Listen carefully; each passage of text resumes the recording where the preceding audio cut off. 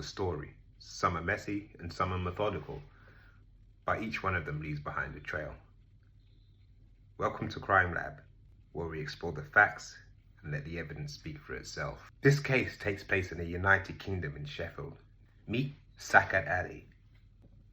Sacad Ali was born in 2000 and was described as caring, thoughtful, and devoted to his siblings. There isn't a great deal public about his early life. We do know, however, that in his 20s, he got involved in drug dealing, but he managed to keep the work to himself, making sure his family didn't know. But although his operations were out of sight of his family, he attracted the attention of others who saw him as a threat. Meet Barney Griffin, born on the 8th of November 2006. Jack Douglas, born on the 28th of June 2007, and Rebecca Moore, born on the 27th of July 1999. By 2024, Barney and Jack were relatively fresh out of school. Barney had a relatively normal upbringing by his mother, though he suffered a significant illness as a child. He was known locally as a fairly talented young footballer, and he showed early promise in the sport, but he eventually drifted away. Jack, on the other hand, his life was marked with instability and hardship. His parents divorced when he was just 8, and not only this, social services designated him as a child in need. Jack had behavioural problems throughout his childhood, and he was diagnosed with ADHD, though he wasn't constantly taking his medication. As the two boys grew older, they slowly moved away from the innocence of youth. Following secondary school, they had few job prospects and appeared to have no normal formal employment. Somewhere along the way, they had been taken in by a notorious drug network. This was a nationwide drug network operating through multiple dedicated phone lines. These phone numbers were called the Frank line, the Bruno line, and the AJ line, all named over, as you might recognize, the famous British boxers. Barney and Jack were working for the Frank line, and the Frank line dealt with a hardcore range of drugs from crack to heroin and serviced many counties across the UK. You don't have to look far before you come across news arrests of particular criminals linked to these phone lines, especially this particular phone line. In Birmingham, Suffolk, Yorkshire, each line had a direct hierarchy with organisers at the top and street-level dealers or couriers at the bottom. Barney and Jack were younger dealers, so they were supposed to carry out deals on the ground, as well as orders. Both of them had no prior convictions, which is quite rare for that line of work. In Sheffield, this drug network exerted territorial control. Most chilling evidence of their influence was the violent eliminations of their rivals in November 2020. 20-year-old Rami Salam was shot dead in a Sheffield apartment by members of this gang. There have been several other acts of aggression and intimidation as the various phone lines expanded from their stronghold in Bern. Sadly, one of the latest was this case. And then we have Rebecca Moore. She was associated with Barney and Jack, and she would often buy cocaine from the two. Rebecca worked as a lady of the night. She had previous convictions, including possession of an offensive weapon, and had once attacked an emergency worker. She maintained close ties to drug dealers from the Frank line due to her drug dependency. In the early hours of the morning of 9th of March 2024, Jack, Barney, and Rebecca all met up at a flat owned by a man by the name of Kenny Thornhill. Kenny Thornhill's flat was a familiar spot and was a known meeting place for those involved with drug taking and selling. On this night, Kenny was unwell and in bed, but the other three, they began to discuss their business arrangements. Partly, they began discussing the fact that other people had been dealing in their territory. Barney Griffin was agitated and was often possessive of the territory he felt was rightfully theirs. And Jack Douglas, well, he was eager to prove himself. The three were heavily intoxicated with alcohol and other illegal substances, and all they needed was a trigger.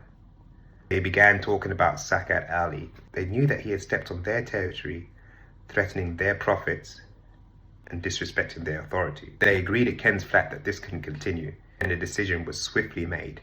Barney turned abruptly to Rebecca and he says, "Ring that number." He pointed to Ali's name on a list of mobile numbers. It made sense that Rebecca knew when and where the other drug dealers met and dealt drugs because she was a customer. Obediently, she picked up her phone and called Sacad's number. He picked up and Rebecca spoke in a soft, enticing manner. She promised to buy drugs and promised other things, other intimate things, anything to make him appear at that spot. So basically the trap was set after the phone call. Barney, Jack, and Rebecca left the flat, taking with them a number of knives. From that point on, they referred to Sacad by a code name, Ghost. In the dim glow of the streetlights, the three stood outside, talking through their plan. Rebecca was supposed to be the bait, luring Sacad in, while Barney and Jack were the enforcers, ready and willing to send a vicious message. Meanwhile, Sacad Ali had spent the evening at his friend's house in Upper Thod, Sheffield. They had been relaxing, watching boxing and playing video games, and generally enjoying each other's company until around 4 a.m. when Sacad's phone began to ring. On the other end of the line was Rebecca Moore. They arranged to meet at Ponderosa Park, a local spot nearby. Rebecca wanted to buy 2 grams of crack, and she hinted at the prospect of sex. Sacad had found this offer tempting enough to leave his friend's house and to venture out into the cold, dark Sheffield morning. Sacad had likely felt relaxed and confident as he headed out and walked towards his meeting spot. This kind of transaction wouldn't have seemed unusual to him because it was used to meeting people just like this. At around 4:24 a.m., Sacad saw Rebecca waiting on a path in Ponderosa Park. They briefly greeted each other, exchanging a few words. As he approached, 2 heavy sets of footsteps sounded closely behind him. Suddenly, 2 young men appeared from the darkness. They were Barney Griffin and Jack Douglas. The 2 advanced rapidly with their intentions clear. Without hesitation, Jack and Barney both drew large knives. Some sources claim that these knives were more like machetes. In that moment, Sacad instinctively pulled out his knife in preparation for defending himself. He was likely concerned about being outnumbered and cornered. He began backing away cautiously, and a brief, chaotic, and deadly confrontation ensued, lasting 2 minutes. Sacad swung his knife defensively, but aggressively he swiped at the air that spanned between them. He was hoping to deter his attackers, but Barney and Jack could sense his fear. They relentlessly pursued him. Jack and Barney began swinging their blades with intent, but they didn't slice into the bitterly cold air. They began slicing into his flesh. Realizing the severity of the situation, Sacad began pleading desperately. He said, "All right, lads, I'm hurt. You can stop now." But they didn't stop there. His echoes and cries were heard throughout the park and were heard clearly by people who lived nearby. But his attackers offered no mercy, and chillingly, Rebecca stood 30 meters away just watching the attack. The 2 boys continued their assault with determined aggression, ignoring his pleas and delivering blow after blow. Sacad tried his best to fight back, but his attempts were futile. It was 2 against 1, and he barely even made a scratch on the attackers. In total, Sacad had suffered 60 knife wounds, including multiple defensive cuts to his hands and arms, as he attempted to use his hands to grab the blades, but the final blow was a deep stab to his upper thigh that severed his femoral artery and vein. Immediately, his strength drained away as his blood flowed freely, soaking into the cold, damp earth. Sacad staggered, struggling desperately. He tried to regain his footing, but collapsed. Only seconds later, overwhelmed by pain and a loss of blood, the attackers saw how the attack had left Sacad in an irreversible state of injury, and they decided to flee into the darkness, leaving him alone to die. Sacad fought desperately to stay conscious, and he tried to put himself up, but his breathing was heavy, and his body began to shut down. He was unable to move. Nearby residents had heard the commotion, and they quickly arrived desperately trying to help. They called the emergency services, but it was already too late. By the time the paramedics arrived, Sacad laid motionless. Despite their best efforts, the injuries he suffered were catastrophic. At 5:09 a.m., he was pronounced dead. Shortly after the attack, approximately 4:26 a.m, Jack Douglas, Barney Griffin and Rebecca Moore regrouped briefly and spoke to each other about what had just happened. The three were seen together, but they quickly dispersed as the emergency services began arriving. Jack and Barney hurried back to Kenny Thornhill's home. Their clothing and gloves were heavily blood-stained. However, there were two other young women at the flat. Realizing the urgent need to remove evidence, they instructed these two young women to leave the flat immediately. But little did Jack and Barney know that these two women were in the flat earlier and had heard their entire conversation, and they would later become key witnesses. Barney and Jack quickly discarded their incriminating clothing carefully, covering a minor injury that Barney had sustained in the struggle. Meanwhile, Rebecca fled to the home of an acquaintance to seek shelter and financial help. Her name is Kelly Finnegan, and she will also become another key witness in the case. In a state of intoxication, Rebecca confessed openly to Kelly, admitting that she had led a man to his death. She described vividly witnessing a violent confrontation, referring to the attack as a sword fight. She very openly stated that she had arranged the ambush to protect the Franklin's territory. She relayed the events, stating that she had a key role in Sacad's death. And what's more, she had absolutely no remorse for what she had done. When the police arrived at the scene, they immediately secured the area and started taking witness statements from nearby residents. They also noticed CCTV nearby, which was swiftly analysed, showing the entire encounter. The CCTV spotted a group of three, and they could be tracked for a fair distance before they scattered. The police also analysed Sacad's phone records and noticed several calls and messages made by a woman named Rebecca Moore. They quickly put together that this was the woman in the CCTV. For 48 hours, police continued their investigation, fairly confident with the overwhelming evidence they had already acquired. But ultimately, the police force's investigation to locate and arrest the murderers wasn't required over the next few days. Jack and Barney started to feel an immense fear and guilt for what they had done. And so, on Tuesday the 12th of March, Barney and Jack voluntarily went to the police station in Sheffield and handed themselves in. The two boys were promptly arrested. During the subsequent questioning, they maintained their silence, giving investigators only no-comment responses. It is assumed that they did this not to keep information from the police, but more to protect their chances of a favourable outcome at trial. Now, despite having the two boys, Rebecca Moore was proving to be more elusive and hard to find, but the police were searching. Rebecca Moore had no fixed addresses, which proved to be somewhat challenging. However, later on she was found. She initially tried to evade responsibility by giving a false name and repeatedly denied her involvement. This was actually captured in the arresting body cam footage, which I'll now show you. Please. Hey, Lauren. Lauren, have you got any ID on you or anything? No, I please? don't. Why? I'm not doing anything. No, I'm not saying you have, but we're just looking for somebody. So I've only just come out today. out of Out of my friend's house just around here. right. Have you got like a bank card or anything on you? I don't, I'm afraid. I'm sorry. Lauren. And your surname? Smith. But, Normal spelling. yeah, it's a Yeah. TH. But And what's your date of birth, please? my date of birth is the 18th of October, Yeah. 1998. Just come up to where I am, please. What's going Just on? take your hat off for me. Oh yeah. What? Yeah. Your name's Rebecca Moore, isn't it? No, why? You're Oh, Rebecca, that's right? my working At this name. time, Rebecca, Wait. listen to me, Listen. okay? So Oh, at this sorry. time, It's okay. you're under arrest on suspicion of murder, okay? Because you're alleged to be involved in the murder of Sacad Ali, okay? No. This was No, on the 9th of listen. March I'm a drug user. 2024, Listen. okay?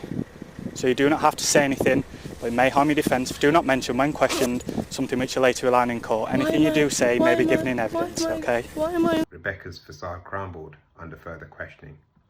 When questioned by the police, she openly admitted to setting him up, saying that the boys killed him to protect their turf.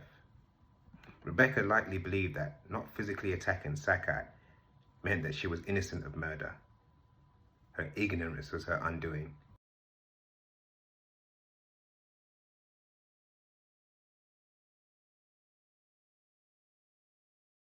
She openly admitted to prison officers and fellow inmates that she was the one who set up the ambush.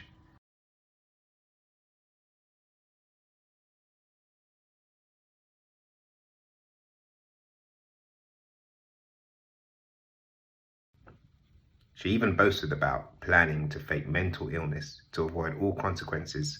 The prison officers who she boasted to became witnesses at the trial.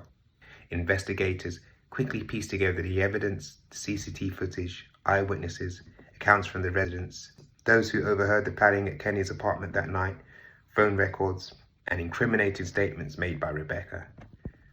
These firmly established each individual's role in the attack. It confirmed that Barney and Jack had carried large knives intended specifically for violence relating to their drug trade, while Rebecca had actively lured Sacad into their deadly trap. In the months following the murder, the case rapidly moved through the courts before landing at Sheffield Crown Court due to its severity. On the 24th of May 2024, Barney and Jack pleaded guilty to murder and possession of knives. They finally fully admitted their role in the stabbing. From this confession, the boys avoided the full trial. However, their sentencing would wait until proceedings against the third defendant, Rebecca Moore, were concluded. Rebecca pleaded not guilty and denied her involvement or murderous intent. She genuinely believed this, and therefore she prepared to face trial by jury. In October of 2024, Rebecca's trial commenced. The prosecution presented evidence that Rebecca knowingly led Sacad into a trap. They cited evidence from her previous admissions, CCTV, and text messages. After the prosecution rested, Rebecca took to the stand and firmly denied involvement in planning or inciting violence against Sacad. Rebecca portrayed herself as a vulnerable addict, caught in circumstances beyond her control. She insisted that Barney and Jack had given her Sacad's number solely for a drug deal and claimed that her intentions that night were genuine. She described herself as a filthy who wanted nothing but drugs and sex, nothing sinister. Rebecca claimed that when she witnessed the attack, she was shocked. She claimed she hid in the bushes, terrified and confused. Before in the scene, she claimed that her confessions to the police were the true setup and were exaggerations due to her intoxication. She also said that she never boasted about the attack to the prison guard or other inmates. Rebecca also refuted her friend Kelly's testimony, but the evidence against her was overwhelming. In a final statement, she said, "I would never do anything like that to Sacad." In November 2024, Rebecca Moore was found guilty of murder. As the guilty verdict was read out, Rebecca initially showed no emotion, but moments later, as the reality set in, she burst out into anger and distress. She shouted from the dock, "I didn't even do it." She then proceeded to loudly protest and sobbed, repeatedly insisting she was innocent. Security guards had to intervene and escorted her out as she kept on shouting and interrupting the court proceedings during the sentencing. The judge acknowledged that Barney and Jack were teenagers who may have themselves been recruited or corrupted. However, he made it clear that this did not excuse their actions. Barney Griffin was sentenced to life in prison with a minimum term of 16 years, meaning he would not be able to be released till at least 2040. Jack Douglas was sentenced to life in prison with a minimum term of 15 years. Rebecca Moore was sentenced to life in prison with a minimum term of 15 years. Sacad's family has spoken out about their devastation and love for him in the aftermath of his murder. His mother described the moment she learned of his death as the worst nightmare of every parent. She has said that their lives have changed forever and that the family was left completely heartbroken by his loss. The family expressed gratitude to everyone who tried to help Sacad that night and thanked the police for their efforts in bringing the killer to justice. The case of Sacad is tragic, but it also speaks to the dangers of getting involved in the violent underworld of drug dealing. In today's society, people who run these organizations are capable of extreme violence, and lower ranked members are rewarded when they commit acts of violence against their enemies. Sacad, unfortunately, is one of many people who have lost their lives in this terrible way. Thanks for watching this episode. Stay well, stay safe, and I'll see you soon.